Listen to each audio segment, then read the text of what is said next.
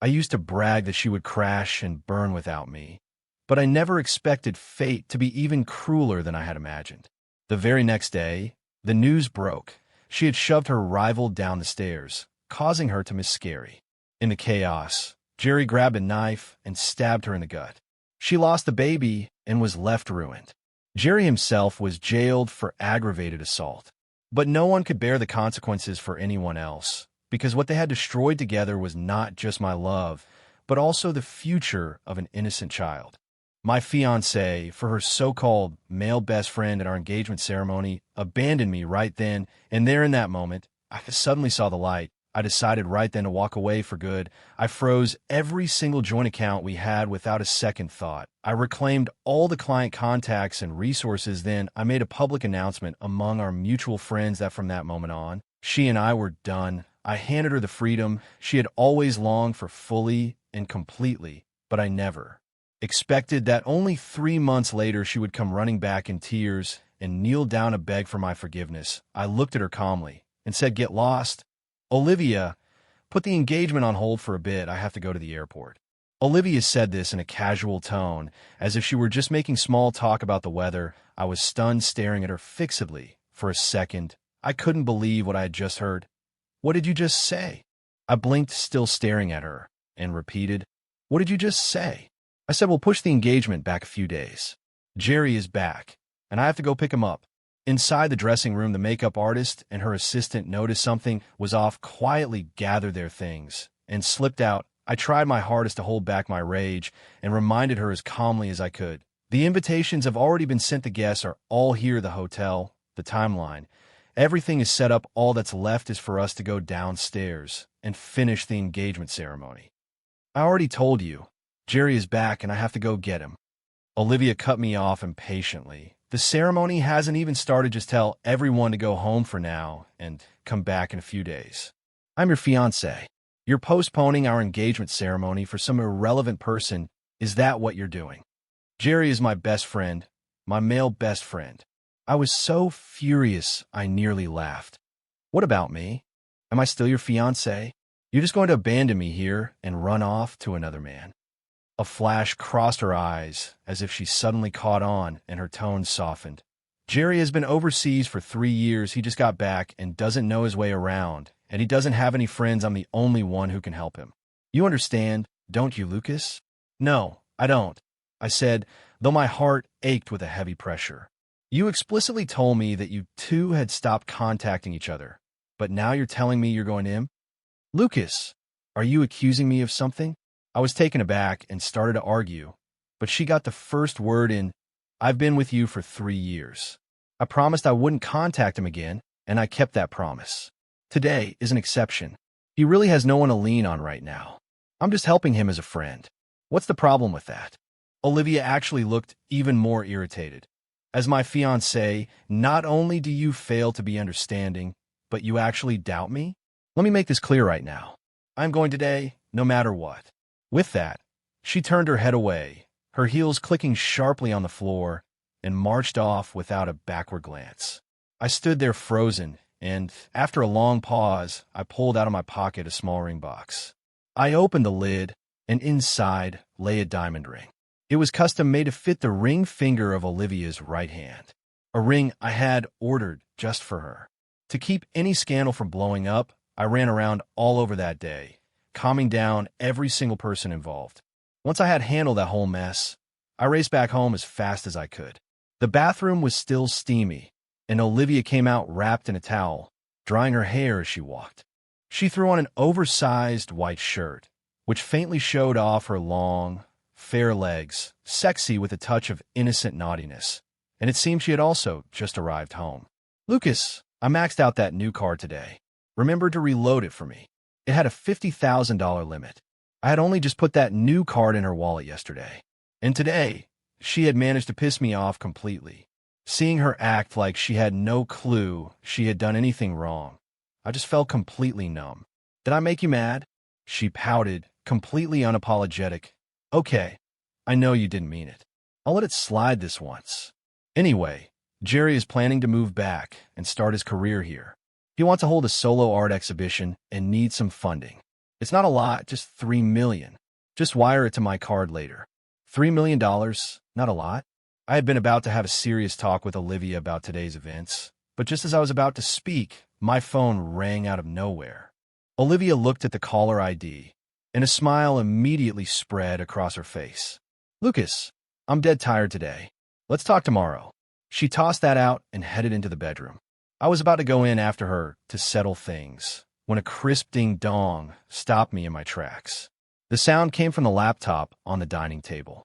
On the screen, an iMessage account I didn't recognize was logged in, but the profile picture of the person sending messages to it was all too familiar. Jerry. 3 years earlier, Olivia had personally deleted that profile picture right in front of me. And now, 3 years later, I was seeing that same picture again on her computer. A strange, unexplainable panic mixed with anxiety flooded my heart, as if a long-buried secret had just been uncovered. Maybe before I got home, Olivia had been using her computer to chat with Jerry, but had left in a rush and forgotten to log out. The message Jerry had just sent her had automatically synced to the iMessage account on the computer. Without question, this iMessage account I had never seen was almost certainly the one Olivia used to secretly contact him. My heart sank at the thought. I quickly scrolled through the chat history with Jerry from top to bottom. She was very cautious. After every chat, she would back it up and then delete the conversation. But unluckily for her, I am a programmer. I quickly recovered all those deleted messages without much trouble. The records went back 3 years. That was when Olivia and I had just started dating during our first month. At first, it was just a few scattered hellos each week. But over time, it became nearly every moment, every minute, every second that Olivia and I were together, Jerry was there in the background. The beautifully crafted ties she gave me, Jerry had helped her choose them. The effort she put into learning about European sites and buildings, that was because Jerry kept sharing them with her. She would occasionally remark, "European gentlemen are so graceful." That admiration was also something Jerry had fed her over time. Even her abandoning me today, running off from our engagement ceremony to the airport, that was because Jerry had told her, if you want to know if a man really loves you, you need to see how far he's willing to go for you. Only someone who accepts you without conditions truly loves you. Jerry, always Jerry. During that period when I thought we were happiest together, so many of the conversations between Olivia and me, so many of our common interests, were really just echoes of another man. When that realization hit me, I felt sick to my stomach. "Oh, what are you doing? Who said you could snoop through my computer?" Olivia shrieked and snatched the laptop from my hands, glaring at me as if I were some kind of freak. "Lucas, are you crazy?" I gave a bitter laugh, finding it ironic. "So, just because of one offhand comment from him, you abandoned me at our engagement? You explicitly promised me that you wouldn't talk to him anymore, but for 3 years you've been sneaking around with him? Isn't that the truth?" "That's exactly how it should be." She lifted her chin without a shred of guilt. "If you really love me, you should accept me no matter what. Accept everyone in my life. Accept everything about who I am. If you can't even do that, how dare you claim to love me?" She looked utterly convinced of her own righteousness. "I'm extremely unhappy with how you acted today. The engagement is off for now. I need to keep testing you." My heart felt as if it were being scooped out bit by bit. I pressed my hand to my chest and realized that true heartbreak actually feels like nothing. "Then let's call it off." Olivia was stunned. She stared at me in disbelief. "What did you just say?" I said, "We're done." I met her eyes, my voice calm but resolute. "Olivia, starting right now, we're strangers. Do you have any idea what you're saying?" "Lucas, repeat that one more time." "I've said it clearly enough. You have one night to pack up. Before I get back tomorrow, I don't want to see you in this apartment." I had never talked to Olivia like this before, and the tone even I could tell was one of total despair. Olivia was obviously furious with my attitude. "Fine, I'll leave. I never really wanted to live here anyway. Not a place I ever cared for. Don't bother begging me later. Lucas, you better not regret the words you said today. When you come crawling back, it won't be just a measly $3 million. Watch your step on the way out. Don't let the door hit you on the way out." She let out a cold hum, flipped her hair, didn't even bother to pack, and strode out with her chin up, heels clicking. I didn't waste another word on her. The news that Olivia and I had broken up hadn't been formally announced to the public, so I only told a few of my closest friends in passing, and every single one of them acted like it was great news. They shouted that they wanted to throw me a liberation party. So we arranged to go to a bar for drinks that night. But as soon as I stepped through the door, I spotted at the bar a woman in a white dress, sitting with her head lowered, and next to her a tall guy with curly hair had his arm partially around her shoulder, occasionally patting her back to console her. It was Olivia and Jerry. I squinted, but I didn't plan to go talk to them. After all, Olivia and I were already done, so whatever they did was none of my business. Well, of course, they spotted me anyway. "Lucas, what's your problem?" Olivia jumped up and demanded. "You dumped me, throw me out, and now you're shamelessly following me? You made me so angry. Unless you fork over $5 million and apologize to me and Jerry in front of everyone, I will never forgive you." "Oh," I said with a blank face. She smirked. "Don't act so innocent. You tail me all the way here, and you're going to play it cool? You should make the most of this chance. This is your final chance to fix things." I really didn't want to keep arguing with her, but my friends, who had been watching the whole scene, finally couldn't keep quiet. "Wow, asking for $5 million just like that. Who do you think you are?" "Oh, I remember now. This is Lucas's ex." "What's this? You cheated on him, and now you expect him to apologize to you and your side piece? Girl, that's really gross. Who followed you? We came here for drinks, having a good time, and we had the bad luck of running into you. What a pain." They intentionally spoke loudly, with exaggerated expressions, immediately drawing looks and whispers from the nearby crowd. Olivia's face flushed and pale by turns, a truly impressive display. Seeing that, Jerry quickly stepped in to smooth things over. "Lucas, are you really going to let your friends bully Olivia like that?" Olivia immediately played along, filling her eyes with tears, looking utterly pitiful. "Olivia is truly a good girl. She just loves you too much. That's why I can't handle her kind of love. You can have it." I didn't bother letting him finish and cut him off.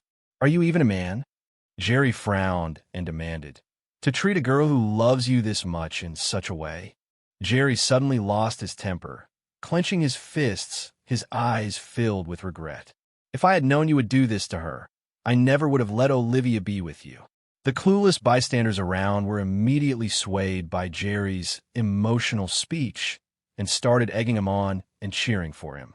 Watching them perform this drama back and forth, I just got more irritated and was about to call them out right there and air all their dirty laundry when suddenly a lovely female voice spoke up.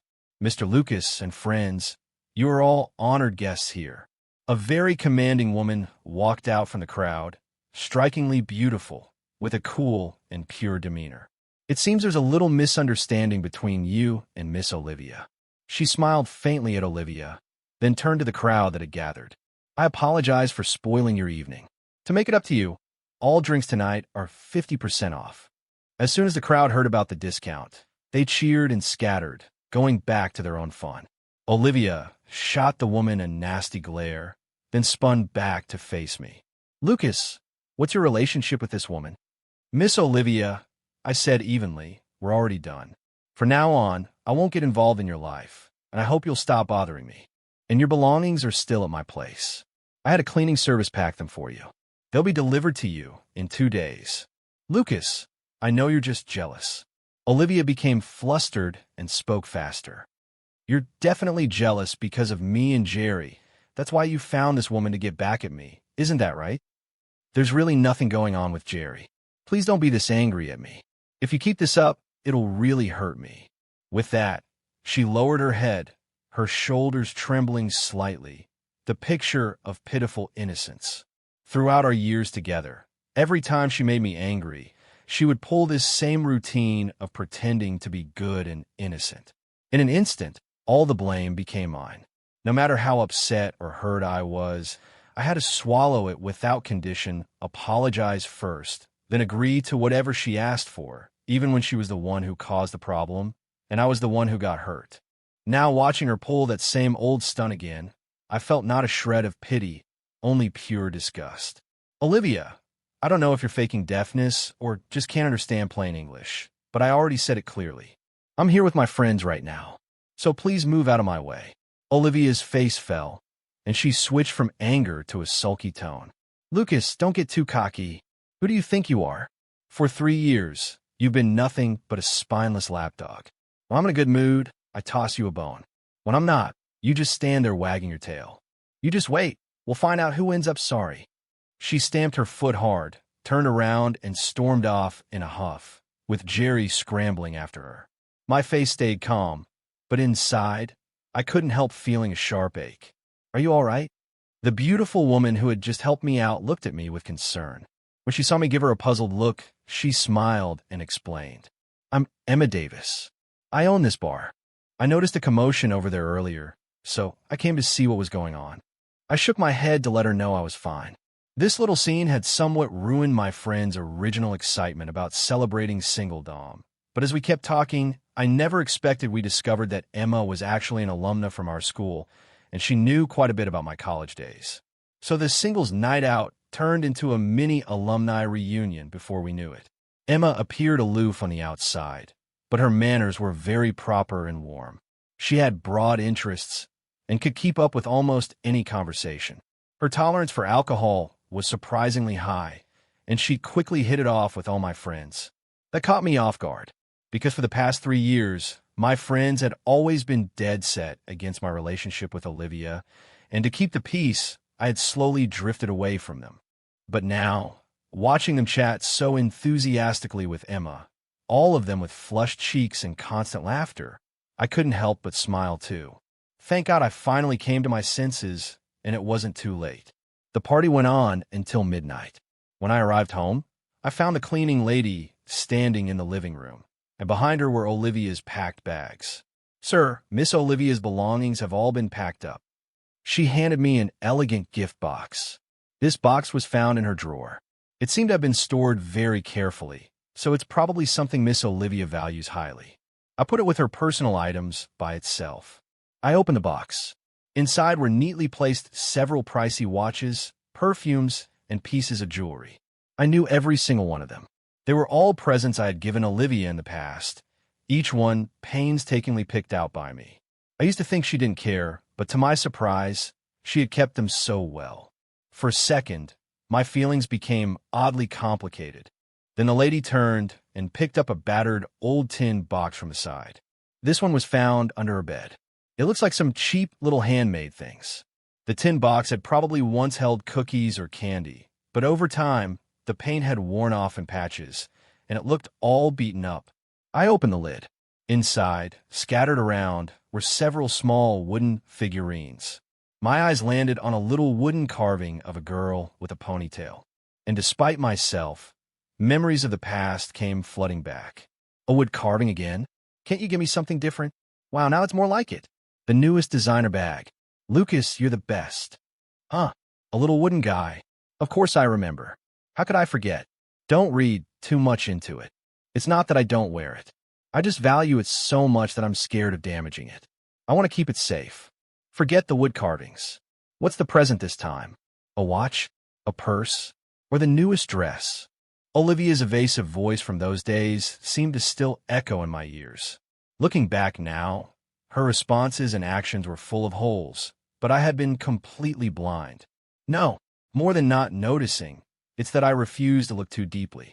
I gently wiped the dust off the little wooden figure's face, my fingers moving softly, but the warmth in my eyes slowly faded away. Don't touch any of these things. Leave them right where they are. She came with nothing, and she'll leave with nothing. If she didn't want them, then she doesn't get to take a single one. That evening, I posted on Facebook, "Long live being single." The picture was one of me and my friends at the bar. Only seconds after I posted it, a comment showed up underneath. Emma Davis, congrats on escaping that nightmare. Smiling emoji. Then more comments started pouring in one after another. Lucas, start your new life. Sleep well tonight. Seeing their messages, I couldn't help but genuinely laugh. My 3-day engagement break ended prematurely, but it didn't matter. It was only ever a fake excuse for Olivia's benefit. I never needed it in the first place. I am the sole heir of the Smith Group, the only one. That truth was something I had planned to reveal at the engagement ceremony as a surprise for her. Even my parents, who had been dead set against us from the beginning, were eventually convinced by me to attend that engagement banquet. They had agreed to come. I had planned everything out, a lavish and romantic ceremony, intending to have everyone who mattered to me there as witnesses. But unfortunately, Olivia never appeared. She must have been scared of getting stopped at the hotel's main door, so she sneaked out the back. She missed a grand celebration that had been carefully arranged for her, and she missed out on the future connections with the guests that could have changed her whole life. As for me, I felt no regret at all. In fact, I felt incredibly free. "Send me my client list," I said. "That includes the clients Olivia was handling." Olivia was just a low-level department head, but she lived a life of luxury every single day, spending money like water, and even had extra cash to fund Jerry's so-called artistic dream. Aside from what I gave her, her ability to be so extravagant came entirely from a salary that was way above her pay grade. And that salary was only possible because I had gradually built up and maintained her client base for her, which allowed her to hold the top spot in the resources department.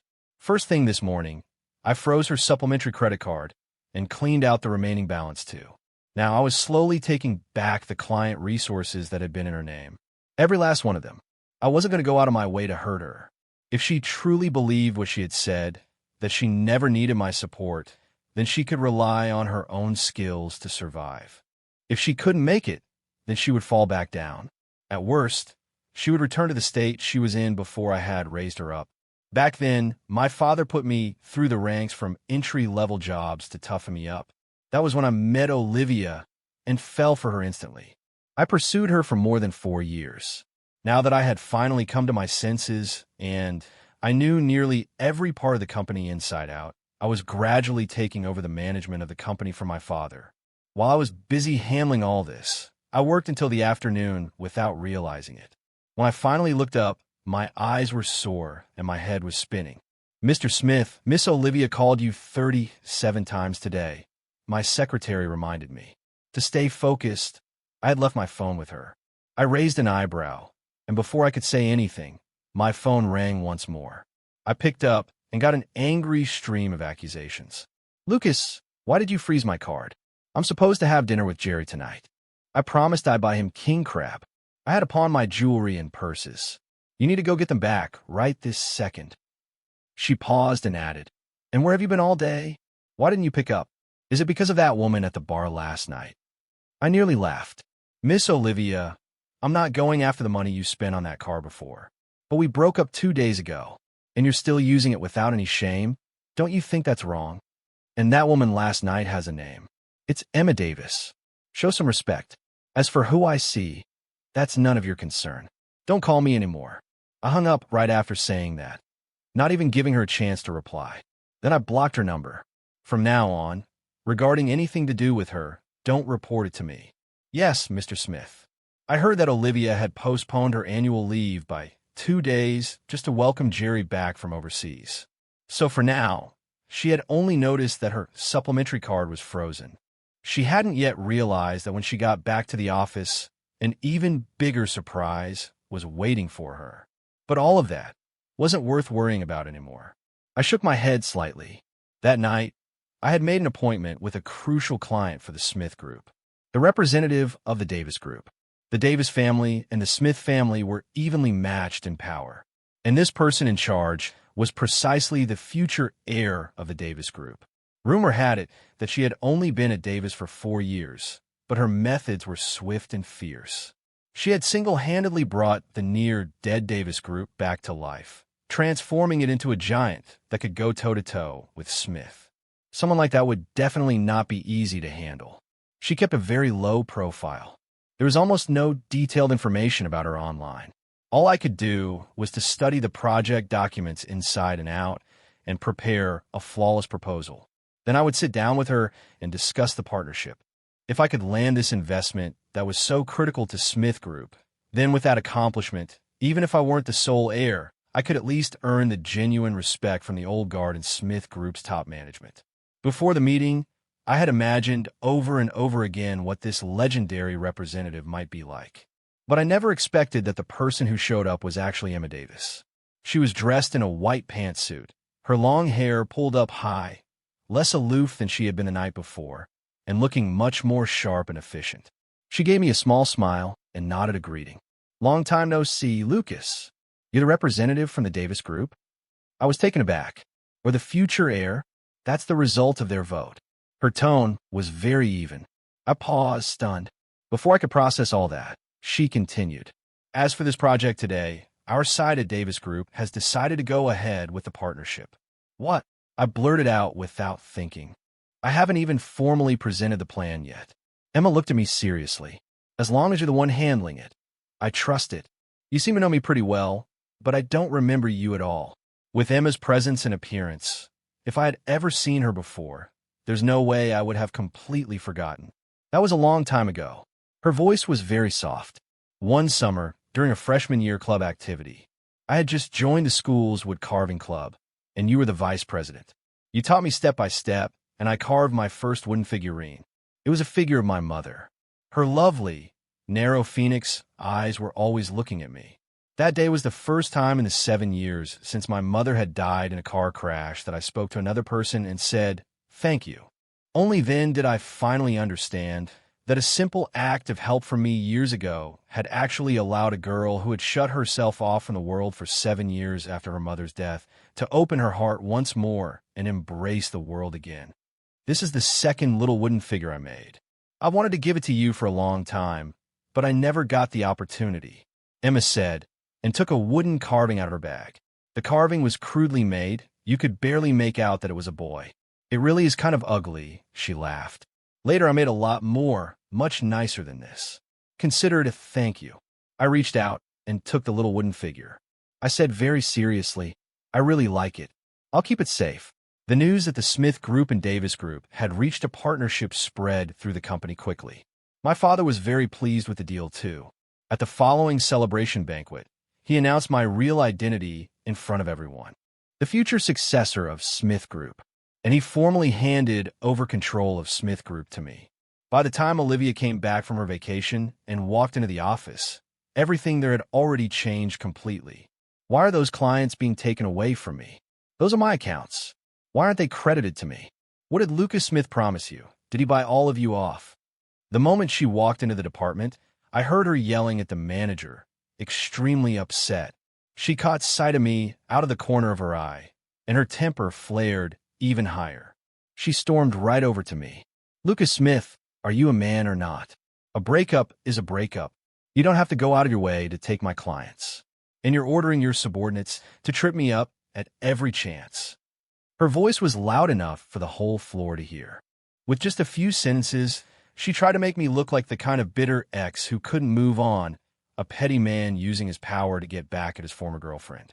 In the past, that routine might have worked on some people. But now, in my eyes, she was nothing but a pathetic clown. These are the complete records and receipts for maintaining client relationships over the last few years. I put a stack of papers on the desk. My voice was calm.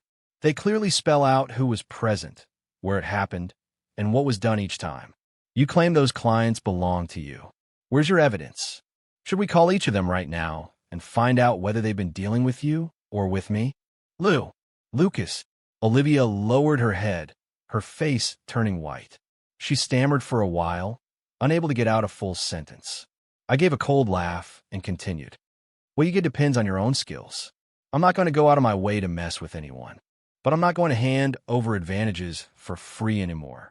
Olivia started to argue back, but a colleague next to her pulled her aside. She leaned in and whispered, "Don't provoke him. Lucas Smith is the heir to the Smith family, the future head of Smith Group. A few days ago, he just closed a huge deal with the Davis Group. The whole company is singing his praises." At that, Olivia's eyes flew wide open. She looked at me in utter shock. "You're Mr. Smith's son?"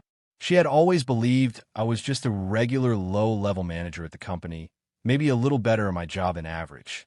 Now, suddenly finding out that I was actually the sole heir of the Smith Group was a huge shock to her system. I figured she was probably also regretting not having locked down this diamond bachelor when she had the chance. After that, I never thought of her as someone worth paying attention to. I threw myself completely into the project with the Davis Group. I only heard bits and pieces in the break room. Olivia had been doing terribly. In the past, she had relied on her accounts to offend a lot of colleagues and rivals. Now that the tide had turned, all those people were taking the opportunity to kick her while she was down. In just 2 weeks since she came back from leave, not only did she fail to get any new accounts, she had also messed up several projects in a row. She had already gotten an official warning from the upper management. At this rate, she would have to quit sooner or later. She was having a really rough time. Maybe that warning had actually had an impact. Olivia suddenly calmed down a lot. Her performance wasn't anything great, but at least she was diligent enough. She could barely scrape by, but then she started showing up in front of me all the time for no reason. The break room, the company cafeteria, even outside the restroom, some coincidence always put her in my path. My original plan had been to wait until I had wrapped up and handed over the current project, then officially become president and move into the corner office upstairs. But now, the number of times I kept bumping into Olivia was driving me crazy, so instead, it pushed me to speed up the whole timetable. Lucas, what a coincidence, running into you again.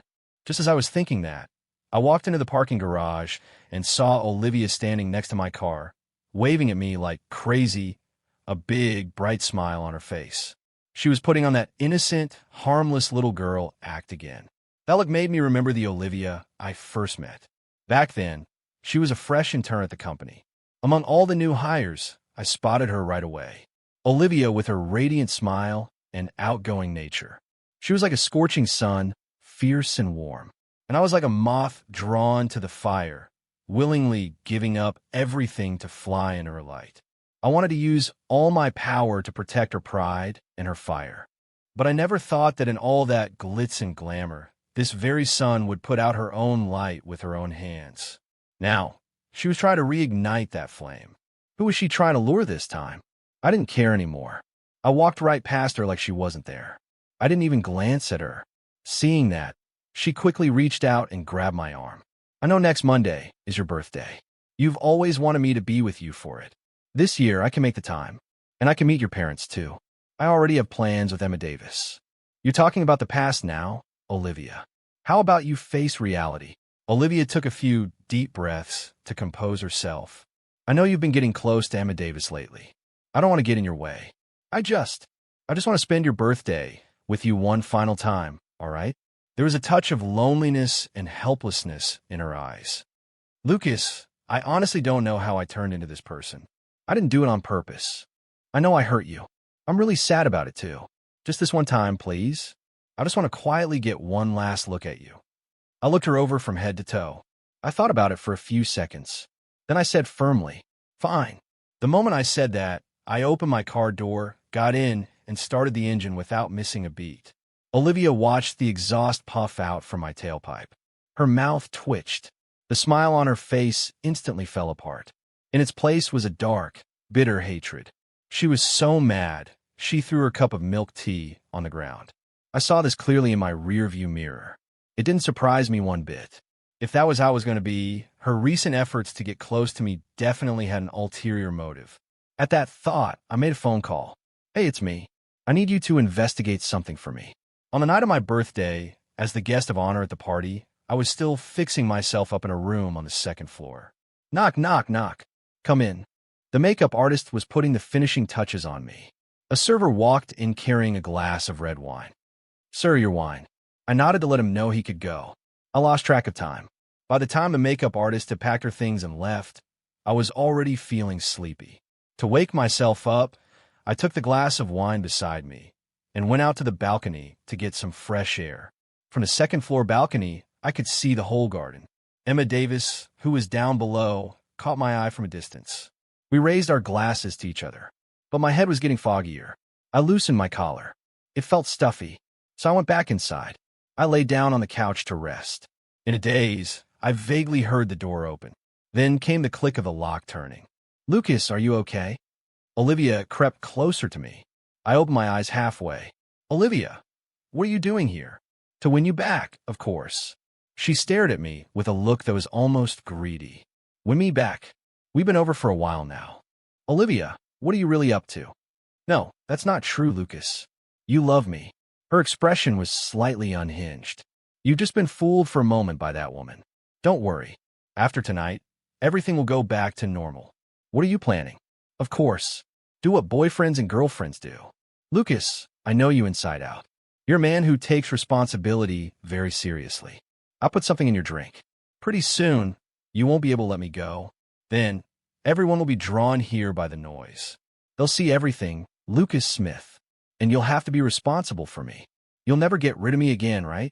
From figuring out my itinerary, to spiking the drink, to arranging for an audience. Olivia, you couldn't have done all this alone. You had help. You have an accomplice. Let me guess. It's Jerry, right? Olivia slowly put her hand on my chest. That's right, it's him. He planned all of this with me. All to get you back. Why do you have to be so stubborn? There's nothing going on between us. But you just had to make a scene. I didn't have any other option. So I had to give you something. Very soon, you'll be mine again. The spot of Mrs. Smith belongs to me and no one else. You're really dreaming. My eyes snapped into focus. I shoved Olivia away hard. She staggered and fell to the floor. She just lay there, stunned. You what? I pointed to the phone that I had hidden nearby. Drugging me, breaking and uninvited, I recorded the whole thing. Is that enough proof for you? Go ahead and try to explain your way out. Olivia's face went completely pale. She screamed in disbelief. How could you? Was that so hard to figure out? I never drank that wine. I shrugged. I just carried the glass to the balcony, so you could see it for a moment, just enough to let you think your plan had succeeded. Knock, knock, knock. Another knock came at the door. This time, I walked right over and opened it. Emma Davis was standing outside. At her feet lay a person who was tied up tight. Jerry. He was dressed in a server's outfit from the party.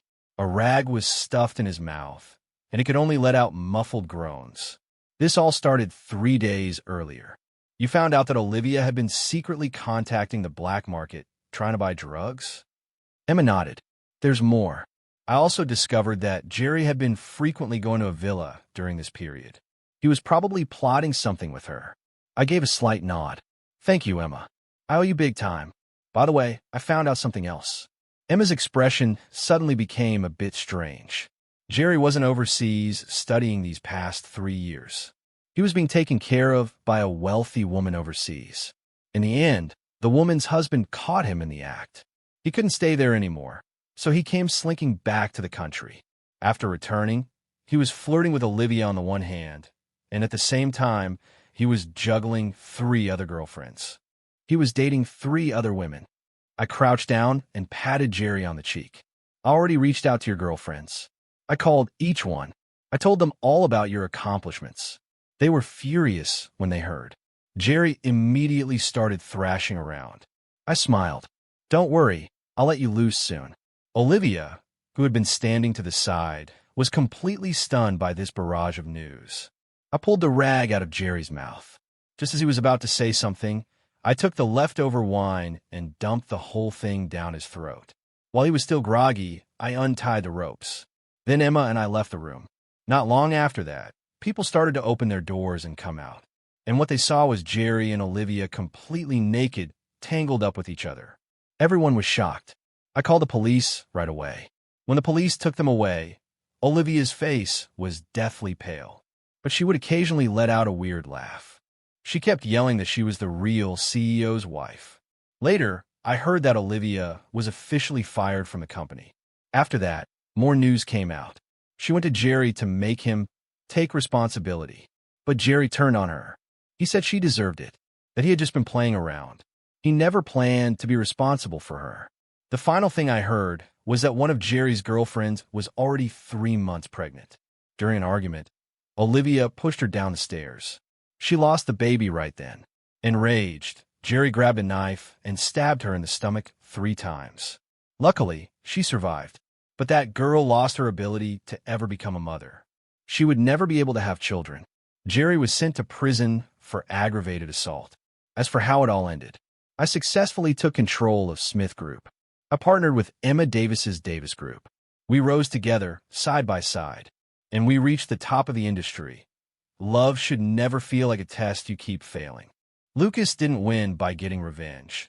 He won by finally choosing himself over someone who only knew how to take. Olivia's fall wasn't bad luck. It was the natural cost of using people without ever facing herself. The real lesson is simple. Staying isn't loyalty, it's self-betrayal. Walking away isn't weakness, it's the first honest breath you've taken in years. And once you stop pouring into someone who only drains you, you actually make room for the love that never needed to beg.